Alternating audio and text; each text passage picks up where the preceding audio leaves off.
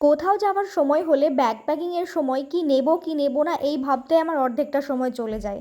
তারপরে যখন জামাগুলো সব সামনে বের করে রাখি তখন ভাবি যে আমার মাত্র এই কটা জামা, আমি এর মধ্যে থেকে কি নিয়ে যাব।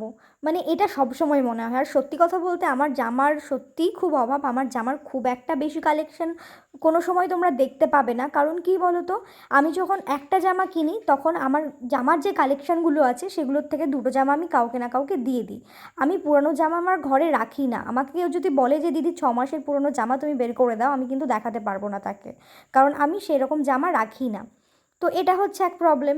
তো মোটামুটি যেগুলো নেওয়ার মতো সেগুলো নিলাম, ওইদিকে জামা কাপড় গোছানো কমপ্লিট। এবার জুয়েলারি বলতে এক গাদাখানেক জুয়েলারি আছে, বাট আমি সেরকম কিছুই পরি না তোমরা জানো।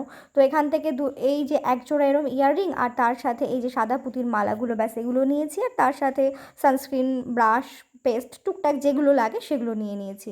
আর এই যে ব্যাগটা দেখতে পাচ্ছ, এটা আজকে শপিং মলে গিয়ে নিয়ে এসেছি। কেমন লাগছে তোমরা জানিও, এটা অবশ্য ভ্লগেও আমি তোমাদের সাথে শেয়ার করেছি।